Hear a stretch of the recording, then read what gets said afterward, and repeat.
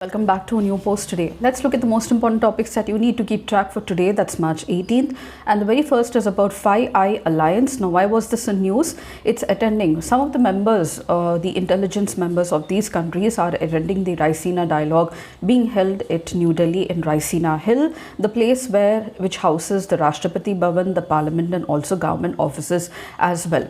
It's called Five Eyes because it is written in the shorthand form. It is an Anglosphere intelligence alliance comprising the countries of Canada, Australia, New Zealand, UK and USA.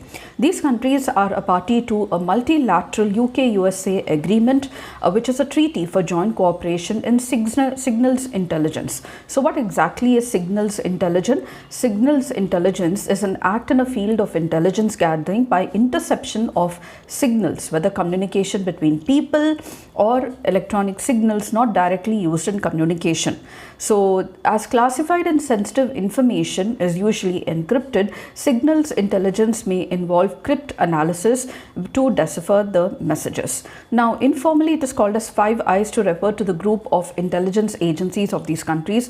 The term Five Eyes originated in shorthand form, which is called as FVEY, and it origins in the World War II, which was a secret, which came into being after secret meetings were held between British and American code breakers that took place before US formally entered the war. The alliance was formalized in the post-war era by the UK-USA agreement in 1946. As Cold War deepened, the intelligence sharing arrangement was formalized under the Echelon surveillance system in 1960s.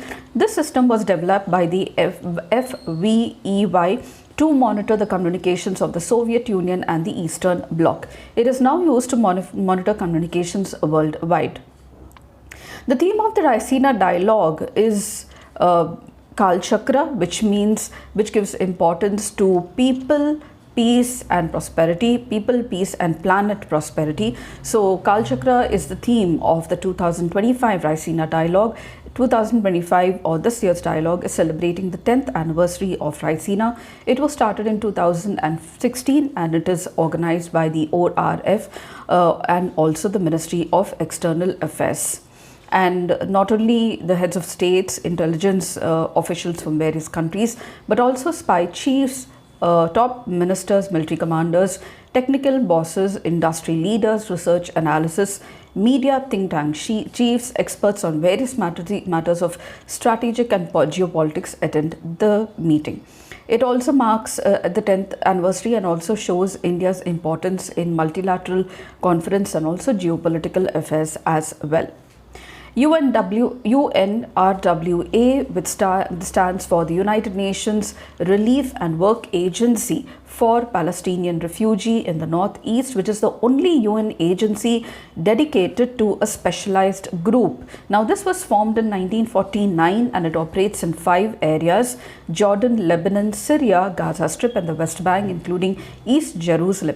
It provides aid, relief, humanitarian development support for the Palestinian refugees, and its mandate includes to protect the Palestinians who fled or expelled after the Nakba, that is the ethnic cleansing, which took place of the Palestinians during the 1948 Palestinian War. As of 2019, there are 5.6 million Palestinians registered as refugees, and it provides relief for these refugees. Apart from that, it also it provides aid for these refugees and in these 5 regions, and it is a main agency for aid for these refugees worldwide. It is the only UN agency dedicated to helping refugees from a specific region or a conflict. And recently a PIL was submitted in the Supreme Court by the NGO which challenged the appointment process of the CAG, saying that it is the total pejorative of the executive, and there is a way for also exploiting or dealing or violating the independence of the CAG, and therefore submitted a PIL calling for formation of a selection committee for appointing the CAG, which comprises the Prime Minister, leader of the opposition and also CJI. Now, Article 148 says that there shall be a Comptroller and Auditor General of India who shall be appointed by the President by his warrant under his hand and seal, and shall be removed from the office like and the manner on the grounds of the Judge of the Supreme Court. Bar Council of India has come down strongly on the social media advertisement of judicial profession. Apart from that, also misinterpreting many of the judgments of the Supreme Court and many important cases as well. The Bar Council of India is a statutory body that was established under the Advocates Act of 1961. It regulates the legal practice and legal education in India. Its members are elected from amongst the lawyers in India, and they represent the Indian bar. It prescribes standard for professional conduct, etiquettes, and exercises disciplinary jurisdiction over the bar. It also sets standards for legal education and grants recognition to universities whose law degrees will qualify the students to enroll themselves as advocates upon graduation. Chennai-Bangalore Expressway, which is the National Expressway 1, now is going to be delayed. It was to be completed by 2025, but now it's going to be completed by 2026. And this 4-lane expressway, wide access control expressway, will connect Bangalore and Chennai from Karnataka and Chennai. It will run from Hoskote in Bangalore to Sri Perumbudur in Chennai, and it will pass through 3 states of Karnataka, Andhra Pradesh and Tamil Nadu, and it will allow the vehicles to reach a maximum speed of 120 kilometers per hour. The road was designated as National Expressway 1 in January 2021, and it's a greenfield project. 6 places in India: the Guptan temples of North India, the menhirs of Telangana, the Ashokan edicts, the Kanger National Park of Madhya Pradesh, Bundela Palace Fortress of Madhya Pradesh, the Chausat Yogini Temple as well in Gwalior has now been placed in the tentative list, which is a prerequisite for any site to be nominated to the World Heritage List of UNESCO.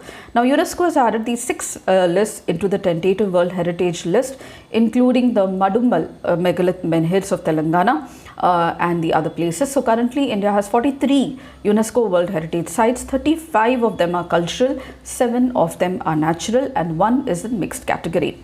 In 2024, India hosted the World Heritage Committee for the very first time, and it was during that time that the Moidams, or the mound burial system of the Ahom dynasty of Assam, was awarded the coveted UNESCO World Heritage status, and that was the most recent that was given the World Heritage status. And recently an issue has come up with regard to the assurances given by the ministers on the floor of the House. According to a parliament information by the Rajya Sabha, 75% of the assurances made by union ministers in the parliament were not fulfilled, according to the information given by a parliamentary affairs ministry in the Rajya Sabha yesterday. Now, during the course of a reply to a question or a discussion, if the minister is undertaking any further action on the part of the government, it is called as assurance. And there is a committee of the government assurance, which is a parliamentary committee, which monitors the execution of the assurances given by the minister in the House. And it scrutinizes the assurances, promises undertaken by the minister, and it reports to the House to the extent on which these assurances have been implemented. A non-implementation of the assurances violates the parliamentary practices and also the individual rights of the ministers as well, because every member represents his constituency and therefore is accountable to the electorate there. So these are the most important topics I thought I should be sharing for you all for today. If you did, please do like, share and subscribe, and don't forget to comment at the end of the video. I shall see you in my next post. Until then, it's very happy learning.